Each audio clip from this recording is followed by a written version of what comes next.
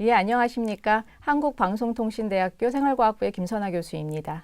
지금 이 강의에서는 2021학년도 소이올 마스터 프로그램에서 제가 담당한 강의한 부분에 대한 연습 문제를 함께 공부해 보도록 하겠습니다. 자, 그러면 2장 콩기름 부분의 연습 문제입니다.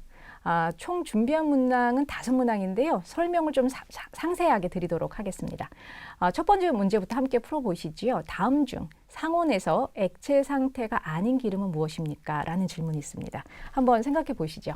액체 상태로 유지가 존재할 수 있는 이유에 대해서 여러분들이 먼저 생각해 보시면 좋겠습니다. 제가 앞서 식용유지에 대한 얘기를 할 때 불포화도에 대한 얘기를 참 많이 했죠. 불포화도가 높으면 유지에 녹는 점이 낮다라고 말씀을 드렸었습니다. 그러면 지금 제시되어 있는 이 4가지 종류의 유지 중에 과연 액체 상태가 아닌 기름은 무엇일까요? 바로 팜유가 되겠습니다. 맞히셨나요? 자, 제가 불포화도에 대한 얘기를 했는데요. 불포화도가 높은 기름일수록 액체 상태일 가능성이 큽니다. 예를 들어서 콩기름부터 보겠습니다. 콩기름은 불포화도가 높습니다. 기억이 나시나요? 불포화도가 거의 80% 이상이었죠. 포화지방산 15% 정도였던 것으로 제가 기억을 합니다. 불포화도가 높기 때문에 녹는 점이 마이너스 15도씨 정도가 됩니다. 이 이야기는 상온에서, 즉 20에서 25도씨 정도의 온도에서는 액체 상태로 존재하게 되겠죠. 올리브유나 옥수수유 역시 불포화도가 70 내지 80%가 되기 때문에 액체 상태로 존재하게 됩니다. 반면에 팜유는 포화지방산이 50% 이상이었습니다. 그러면 포화지방산의 비율이 매우 높구나 아실 수 있죠. 녹는 점이 35도씨입니다. 자, 상온, 그러니까 20에서 25도씨 정도를 기준으로 보자면 녹는 점보다 낮은 온도이죠. 그래서 고체로 존재하게 됩니다. 물론 이제 여름철 이런 경우에는 온도가 35도에 육박하게 될 경우에 약간씩 녹아서 반고체형으로 보일 수도 있습니다. 자, 다음은 두 번째 문제입니다. 다음 중 콩기름에 가장 많이 함유된 성분은 무엇인가요? 라는 질문인데요. 자, 콩기름은 포화지방산은 15% 정도밖에 안 된다라고 이제 우리가 앞선 문제에서 같이 얘기 좀 나눴죠. 자, 그러면 콩기름은 불포화도가 높고 불포화지방산이 많을 겁니다. 한번 되뇌어 보시죠. 콩기름에 있는 불포화지방산에 어떤 종류가 있었는지. 이중결합이 하나 있는 단일 불포화지방산이 있었죠. 그리고 이중결합이 2개, 3개 있는 다가 불포화지방산이 있었습니다. 기억이 나시나요? 콩기름의 특징은 다가 불포화지방산의 비율이 높았습니다. 자, 우리가 이런 객관식 문제를 풀 때는 제가 지금 말씀을 드린 것처럼 하나씩 제거해 가는 것도 방법입니다. 우리가 이제 포화지방산의 비율이 낮다고 했으니까 스테아르산은 아닐 것 같고요. 그리고 단일 불포화지방산의 비율보다는 다가 불포화지방산이 많다라고 말씀을 드렸기 때문에 올레산도 아닐 것으로 생각이 되지요. 자, 그러면 리놀레산, 알파 리놀레산 중에 하나일 것 같습니다. 자, 정답은 바로 리놀레산이지요. 콩기름은 포화지방산이 15%, 불포화지방산이 약 80% 정도였습니다. 그리고 불포화지방산은 단일 불포화지방산, 대표적인 것이 올레산인데요. 약 23% 정도가 있었죠. 그리고 다가 불포화지방산 중에는 리놀레산이 54% 정도, 그리고 알파 리놀렌산이 8% 정도로 구성이 되어 있었습니다. 그래서 콩기름의 가장 많은 지방산은 리놀레산이 되겠습니다. 자, 다음 문제 보시겠습니다. 다음 중 콩기름이 튀김류로 적합한 이유로 가장 알맞은 것은 무엇입니까? 자, 우리가 이제 튀김류에 대한 얘기를 할 때 바로 첫 번째 조건으로 얘기했던 것이 튀김의 가장 중요한 것은 온도였지요. 그래서 튀김 조리법은 일반적으로 기름을 가열해서 온도가 160에서 180도씨 정도가 되었을 때 바람직하다 이렇게 얘기를 했었습니다.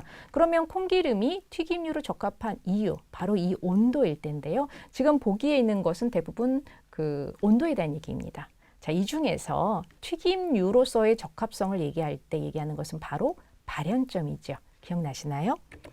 자, 발연점에 대해서 한번 정리해 보겠습니다. 우리가 발연점은 식용유지를 가열을 해서 푸른 연기가 올라오기 시작하는 온도를 발연점이라고 얘기했었습니다. 그리고 이 푸른 연기가 생기는 이유는 지방산이 분해가 되면서 아크롤레인이라는 성분이 생성이 된다고 했었고요. 아크롤레인은 쓴맛 그리고 쓴냄새 이러한 풍미를 주기 때문에 이 성분이 튀김 음식에 묻게 되면 음식의 품질을 떨어뜨린다 이렇게 말씀을 드렸었죠. 그래서 튀김류의 조건의 첫 번째는 발연점이 높아야만 합니다. 콩기름이 튀김류로 적합한 이유는 자 여기서 정리를 좀 더 해보면 발연점이 높기 때문에가 첫 번째 이유입니다. 제 기억에 220에서 240도씨 정도의 범위의 대부분 발연점을 갖습니다. 제품마다 조금씩 차이가 있기 때문에 제가 범위값으로 말씀을 드렸었고요. 그리고 튀김 원재료의 고유의 풍미를 유지하는 것도 콩기름이 튀김류로서 적합한 이유입니다. 예를 들어서 여러분들께서 튀김을 만약에 하는데 뭐 오징어 튀김을 만들었다. 근데 이제 오징어 튀김에서 오징어 냄새가 나지 않고 여기서 만약에 콩 냄새가 많이 난다. 이러면 아마도 소비자들이 좋아하지 않을 겁니다. 튀김 원재료 고유의 풍미를 유지할 수 있는 그러한 콩기름이 적합하고 그러한 유지가 적합하고 그래서 콩기름이 적합한 튀김류다라고 얘기할 수 있겠습니다. 그리고 마지막으로 공기 중에는 산소가 있죠. 그래서 공기나 고온에 의한 어떤 그 산화의 안정적인 특성을 가질 수 있는 유지가 바람직하겠습니다. 산화의 안정적이라고 하는 것은 산패가 쉽게 일어나지 않아야 된다라는 의미가 되겠습니다. 자, 다음은 4번, 네 번째 문제입니다. 고올레산 콩기름의 특징으로 거리가 먼 것은 무엇입니까? 그래서 이제 거리가 먼 것이라고 얘기를 했네요. 첫 번째, 발연점이 높아서 튀김류로 적합하다. 그렇죠. 고올레산 콩기름은 발연점이 일반 콩기름하고 비슷하거나 좀 더 높다라고 말씀을 제가 드렸었습니다. 두 번째, 리놀레산 함량이 낮아서 산화 안정성이 높다라고 말씀을 드렸는데요. 어떻습니까? 이 내용 맞나요? 그렇죠. 고올레산 콩기름은 올레산의 비율을 높였고 리놀레산의 함량을 낮춘 거죠. 그러하기 때문에 리놀레산 함량이 낮아지면서 산화 안정성은 오히려 조금 증가했다라고 얘기할 수 있겠습니다. 그리고 세 번째, 재사용 기한이 일반 콩기름보다 길다라고 되어 있네요. 이 내용도 역시 맞습니다. 산화 안정성이 조금 더 좋아졌기 때문에 우리가 이제 콩기름을 재사용을 할 때 산화 안정성이 높다는 것은 산패가 덜 일어났죠. 산패가 덜 일어났다고 하는 것은 지방산의 분해가 덜 일어났다. 유리지방산이 그래도 좀 적다. 자, 이렇게 조금 지방산이 산패가 덜 일어나게 되면 우리가 재사용할 수 있는 그 기한이 조금 더 늘어난다. 이렇게 얘기할 수 있겠습니다.